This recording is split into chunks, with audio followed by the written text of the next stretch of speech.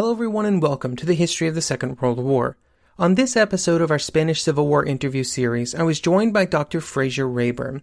This interview continues our series of regional specific discussions, and in this case, we talk about Scotland, and how the people in Scotland reacted to the Spanish Civil War, why some of them chose to go to Spain to fight in the International Brigades, and the humanitarian efforts that originated in Scotland.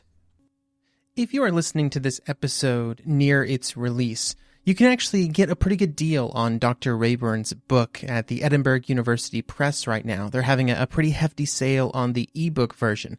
So if you want to dive into this topic a lot deeper, 232 pages deep, head on over to Edinburgh University Press and search for Scots and the Spanish Civil War, or just click on the link in the show notes. And welcome to the Spanish Civil War interview series. Today I'm here with Dr. Fraser Raeburn, author of Scots in the Spanish Civil War, Solidarity, Activism, and Humanitarianism. Dr. Raeburn, how's it going today? Like everyone else in 2020, I am bamboozled, confused, and very grateful to be able to live in the past, although admittedly, when the past for you is the 1930s, it's not exactly much better. That is a fantastic way of putting it. So when we are discussing sort of Scottish volunteers who went to Spain to fight in the Civil War, what are we looking at in terms of just general numbers and also maybe like overall political beliefs?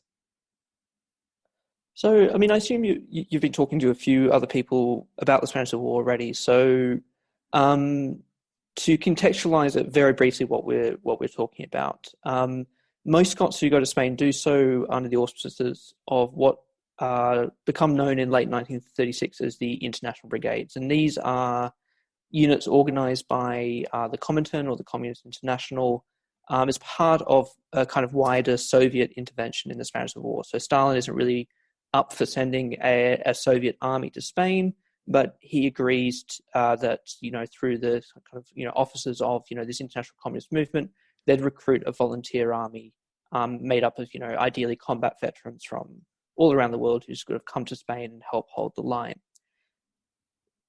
Britain was not expected to provide all that many of these volunteers. There'd never been, at least not since the First World War, sort of conscription, so the pool of people with military experience wasn't very big.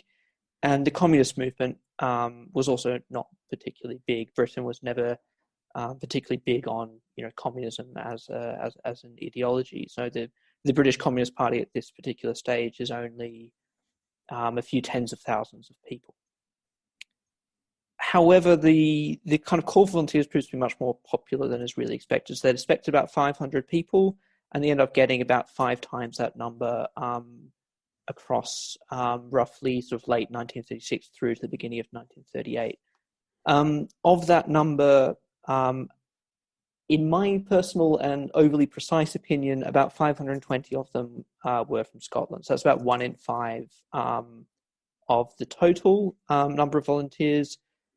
And this is, noticeably disproportionate to Scotland's population. So the population of Scotland is roughly 1/10 of Britain at the time, and here they are providing roughly 20% of the volunteers. So there's a kind of noticeable mismatch from the beginning, which is one of the reasons why I got interested in the Scottish case studies. You can probably tell from my accent.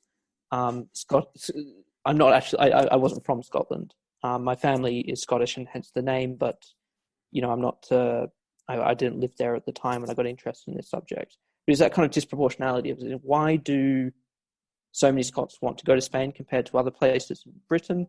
And maybe then what does that tell us about why people want to go to Spain at all? So my logic is if so many people want to go from Scotland, maybe the reasons they want to go can tell us a bit about why disproportionate numbers of people from across the world want to go. Because we see maybe 32 to 35,000 people go to volunteer to fight for the Republic in this way. And that's an unprecedented number. We don't see numbers like this until the 21st century. Again, I've been continually amazed at how many people sort of made this journey at a time when you're not getting on a plane and flying for 3 hours and boom, you're there. It's a little more involved than that. Absolutely. And that's one of the things that I've kind of, found about the Scots is that it's actually really important to think about just how difficult that journey was. because you see people going to Spain from the very first literal days of the conflict. So it immediately becomes this kind of beacon for people across, in immediate sense, Europe, particularly in kind of France, which obviously shares a border with Spain. People start coming to Spain because they see the conflict there as being something which they feel connected to. They see as, this kind of latest battlefield and an ongoing war that should already started between, the forces of democracy, socialism, the people versus militarism, fascism, and so on. So there's, Spain fits very neatly into kind of preconceived notions for wider battle. But what's really important about these initial volunteers is either they're coming from France, where the journey is relatively easy, or they're much more kind of independent, either in terms of wealth or in terms of their kind of knowledge of, how to cross borders and, how to physically get from where you are to Spain is not at all easy. And in those first few months, we actually see very few Scots go to Spain, because most of the Scots who end up going are of very kind of traditionally working class backgrounds. Most of them have never been outside Scotland in their lives. They don't have passports. They don't have the money it takes to kind of buy the tickets they need. They don't have the contacts they need once they get to France to kind of make their way across the border.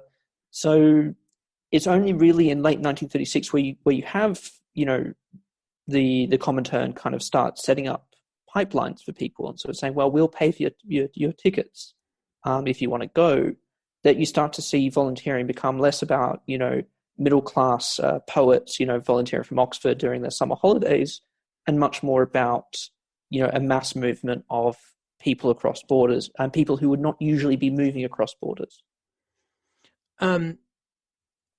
How did the government in the Scottish areas sort of view these volunteers who were leaving? I know the British government was not a fan of not a fan, no. Maybe to put it nicely.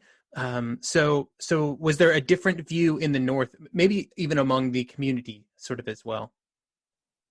It's an interesting question. I mean, there's difficulty, of course, at this point in history. Very little government is devolved to Scotland. So there is a Scotland office in Westminster, which has, some particular powers relating to Scotland.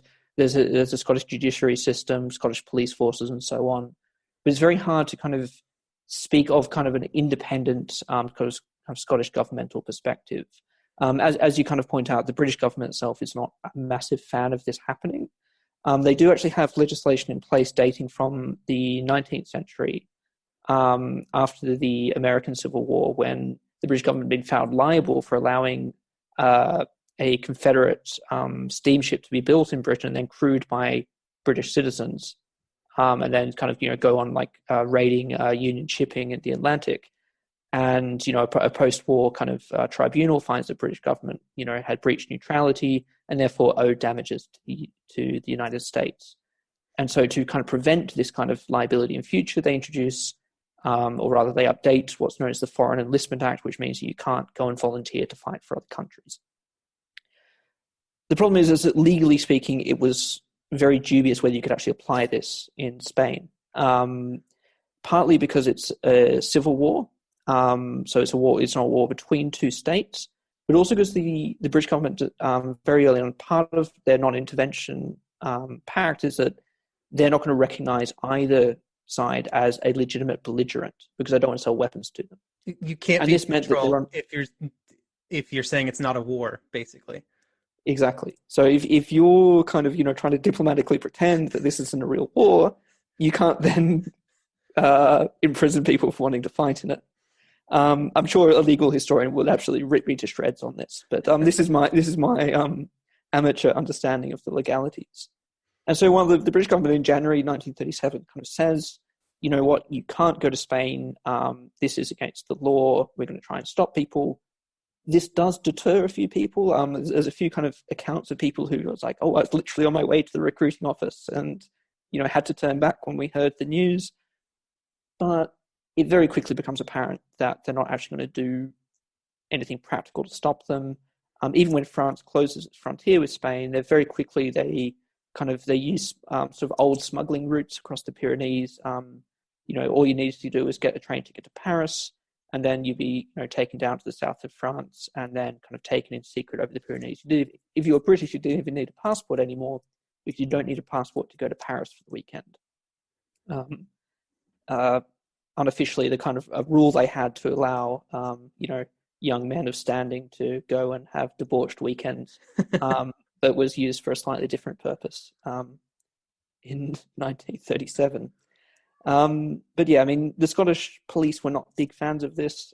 They were, they were quite used to doing like a bit of political policing on the side, so they kept tabs on, known communists and whatnot. They did open some initial investigations into whether they could charge anyone on the Foreign Enlistment Act, but they kind of got, after a few weeks of kind of gathering evidence, they kind of got a nudge from on high saying, actually, yeah, there's no point.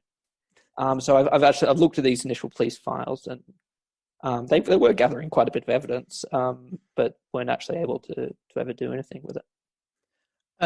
We talk about the people who went to Spain, obviously a relatively small number, but in Scotland, was there also an effort to organize sort of humanitarian efforts to send to Spain something to help with the sort of the situation people were in due to the war?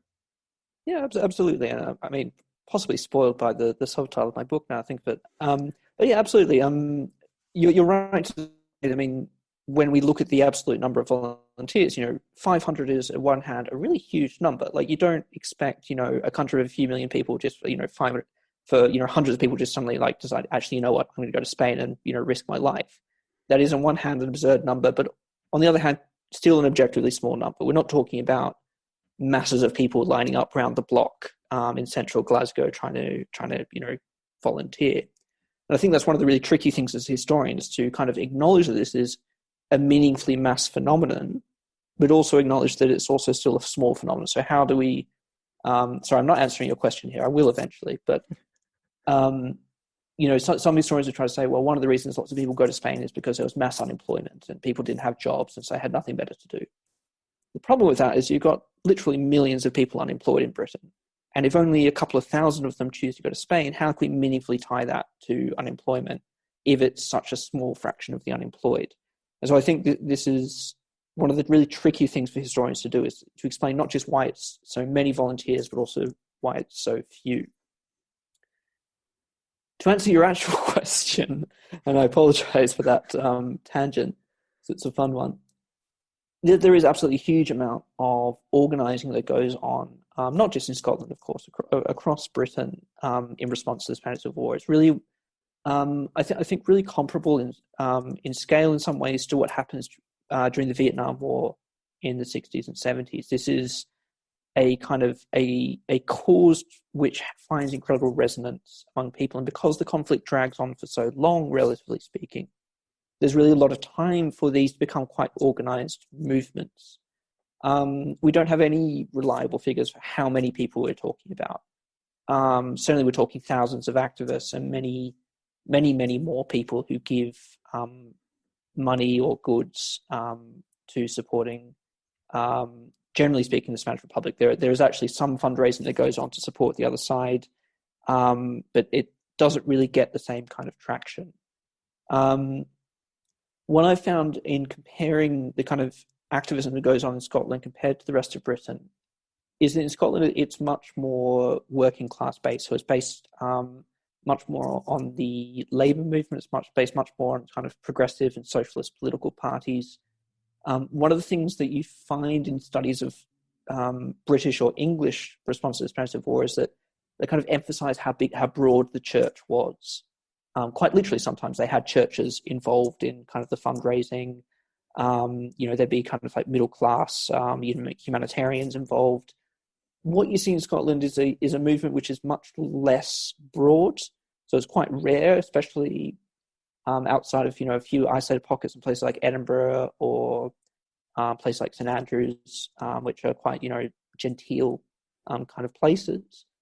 But in most of Scotland, you see a much more kind of homogenous movement, which can, well, what that means is it can be much more politicized. So they don't have to risk offending they don't have to risk offending the sensibilities of, the middle-aged women who, run the church stalls. They can afford to take kind of more outspoken stances on the question. I think the best kind of incident that demonstrates this is that in sort of early 1938, which is a really key moment for kind of pro-Republican activism, partly because the Republic suffers a massive defeat on the Aragon front in kind of March, April, and there's kind of a bit of a sense of emergency, but also because 1937 kind of displays the limitations of the initial forms of mobilization, because it's really hard to sustain these kind of movements on kind of like an ad hoc basis. So when the conflict breaks out in 1936, everyone says, okay, yeah, we'll donate. If you're a trade union, say, okay, well, we'll chip in money from our funds, we'll do a collection, we'll send money to the Spanish workers. But if you suddenly have to do that every month, then it's quite hard to sustain that kind of pace. So this huge initial outpouring becomes slower and slower over the course of 1937. And so in 1938, the challenge then is, so how do we build this into kind of like a big sustained movement that can not just raise a lot of money once, but raise money again and again and again? And one of the ideas in Scotland is to say, well, what some people in Britain have been doing is kind of saying, we're going to send ships to Spain full of food. So we have starving civilian populations. It's a humanitarian gesture, helps break the blockade, and is kind of like a really tangible kind of local or regional thing that can be done. And so in Scotland, they have kind of like a meeting of kind of trade unionists and socialists, and they say, well, that's all well and good, but this war is not going to be won with food. Why don't we send a ship full of bullets? And this is the kind of thing which has never really gets said in Britain. The trade union movement, even the Communist Party, is all focused on, like medical relief and food and, all these very kind of humanitarian gestures, which, while important, aren't going to win the war. And so this is kind of quite a radical statement that scares the shit out of the kind of, the leaders of the trade union movement in London. They see it as kind of being potentially illegal, as undermining, the government's, non-intervention pact. And so there are these very frantic negotiations between the Scottish trade unionists and, the trade union Congress leadership in London about what exactly they could get away with. And they do eventually get negotiated down from trying to send bullets to Spain. It's not entirely clear to me whether they actually had a plan on how to send those bullets to Spain. All they'd say in public is just like basically like a wink and a nudge. It's like, don't worry, we know where to get bullets. It's just like, you probably didn't.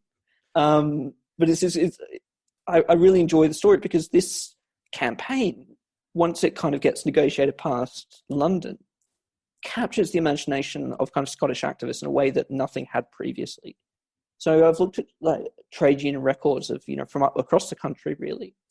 And you'll see these branches, they're going from, sending in £1 or £2, every 6 months, when they get, a letter saying, something about the war. And they go to just organizing these kind of really sustained campaigns. There's one branch of kind of railway workers in Edinburgh that kind of goes from contributing £3 in 1937 to Spanish causes to over £60 in 1938, because they're doing a lot of this activism themselves. They're saying, okay, well, why don't we have games nights? Why don't we have a raffle? Why don't we have a dance? And then we'll, having all of these kind of activities and, building it into the social life of what the union does. And that's where 1938 becomes this really key turning point, because you see organizations learning this lesson across the country, not just in Scotland, but across Britain, that if you want to do this effectively, you need to find creative ways of sustaining a campaign and sustaining your activism.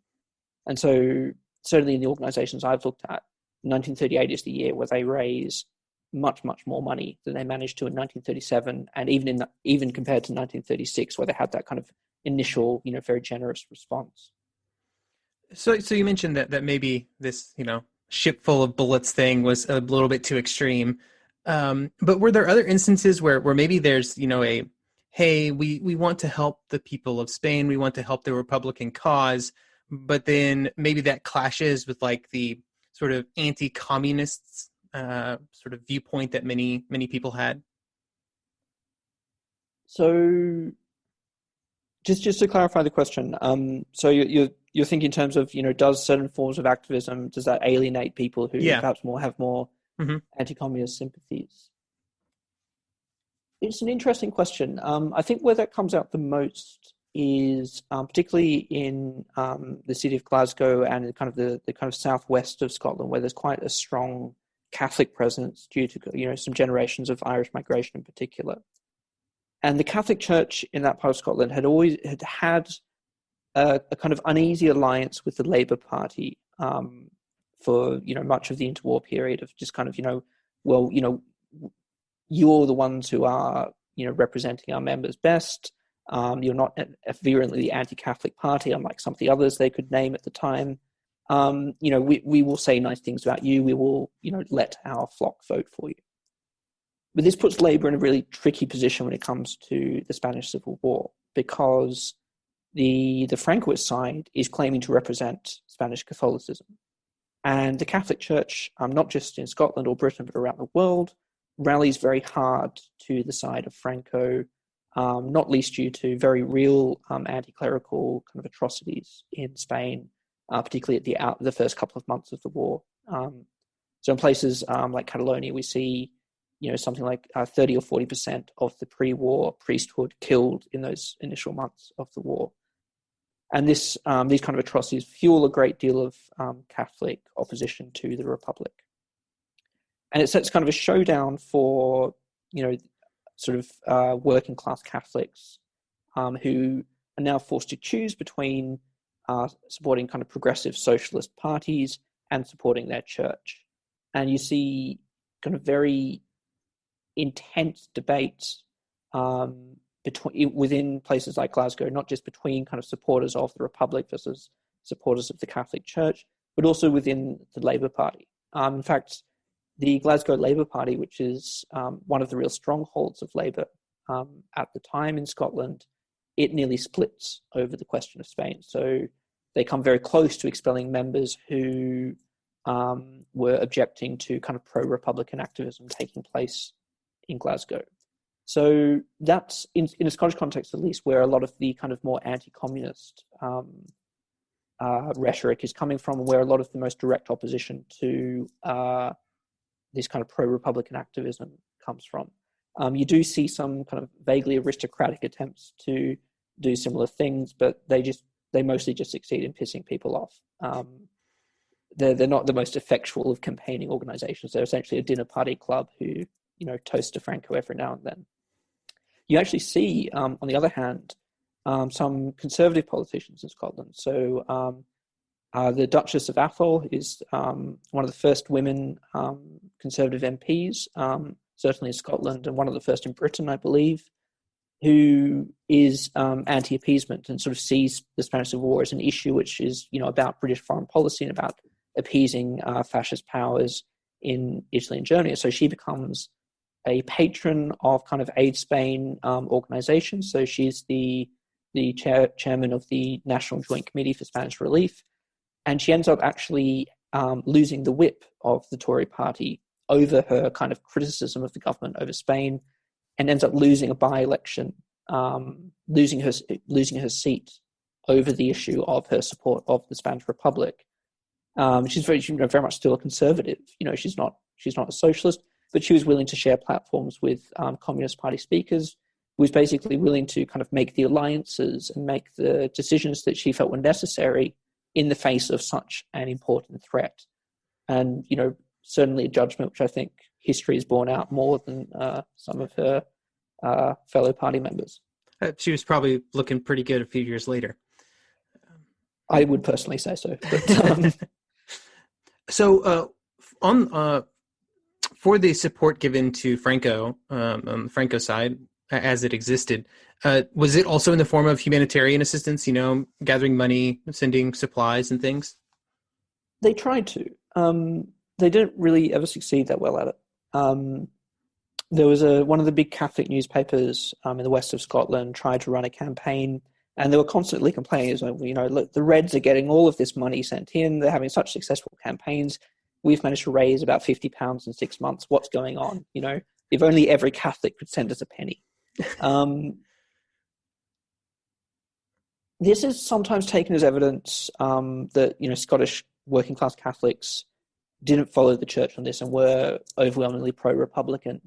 My own instinct is it's less simple than that, because when you get things like church services for the Franquist side, things like that tend to be quite well attended. I think there is really a genuine split, which is much more even than people sometimes acknowledge. What I think it represents is that Franco didn't need it. So Franco is already benefiting a huge amount from kind of intervention from foreign states. He gets a huge amount of corporate-backed intervention. So he's getting trucks and oil from America basically on credit for a lot of the war. He doesn't really need Glaswegian Catholics to send him money at this point. So I think there's certainly that perception of the Republic being abandoned and beleaguered and needing whatever help it can get. It's literally starving. Whereas on the Franco side, there's not that same sense of urgency and not the same, potential for agency. So it's almost like it's missing that 1938 event where they're like, we're going to lose if we don't get stuff right now, to kind of galvanize more support. Exactly. I mean, Franco is winning for most of the war. I mean, that is not the thing that activist campaigns are made of. As we look back on these events, from a modern context, are these sort of contributions remembered widely in Scotland? Like, is this something that has a lot of sort of public remembrance around it? Yes, and surprisingly so. I mean, as I kind of mentioned, so I got interested in this topic before I lived in Scotland. So I've lived in Scotland for a lot of the last 10 years, but by the time I was interested in this, it was, I moved to Scotland because I was interested in this in some ways to sort of continue my studies. And I was really surprised by how alive this memory was, because one of the reasons I got interested in it as a kind of potential research subject was that compared to other contingents, so from Britain, from America, from Canada, from France, Germany, Italy, even from other parts of Britain. So there's something like 3 or 4 books that have been written on Welsh volunteers in the Spanish Civil War or Irish volunteers. And there hadn't really been anything written about Scots. Even though Scots, as I kind of said at the start, Scots make up this hugely disproportionate number of the volunteers. And that kind of interested me, had the historian's eye for a gap in the historiography. But then I got to Scotland and discovered quite a vibrant kind of popular tradition of remembering the volunteers. So historians at kind of Scottish universities had never really dealt with the subject. Not to say that none of them were interested, but none of them had ever sort of said, okay, well, I'm going to write a book on this. But there had been stuff written by the descendants of volunteers, from people who are active in the same kind of political spheres, people who are part of the same communities. There's, I think, over 20 war memorials to the Civil War volunteers in Scotland today. The last one was built just last year that I'm aware of. There's still regular commemorations get held. People still write plays about them. I write folk music. There's some really great graffiti up in Aberdeen. But the point is that this is a piece of historical memory which has survived without the intervention of academic historians and has thrived without us, to be quite frank. And I find that really interesting, kind of empowering as well, that history can live on in popular memory without needing the affirmation it gets from people in universities studying it. I think that it's always prompted quite a bit of reflection on my own part about what it is I'm actually doing by studying and researching and specializing in this, because it's certainly, what I'm doing is certainly not rescuing a forgotten story that would otherwise not be told, because it is being told. It's being told in really interesting ways by different people throughout Scotland right up to this day.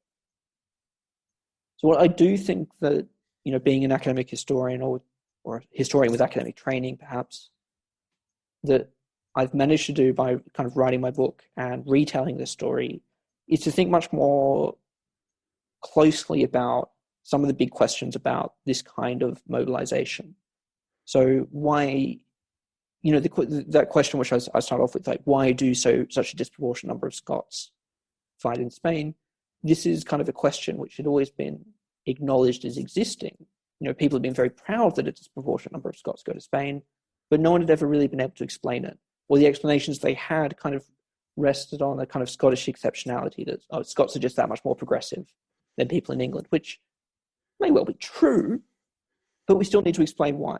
What was it about Scottish politics and political cultures in the 1930s that meant it was that much easier to recruit these volunteers? And I think I very much hope that my answers to these questions in the book don't just tell us a bit about Scotland in this period, but also tell us a bit about how people get motivated to kind of travel around the world and, fight in someone else's war for people they'd never met. And I think it's an absolutely remarkable decision for anyone to have made. And I am just endlessly fascinated by trying to unpick what it is that makes people do it. Excellent. Well, thank you for coming on the podcast and talking about their story with me today. And hopefully people can pick up your book and find out more information.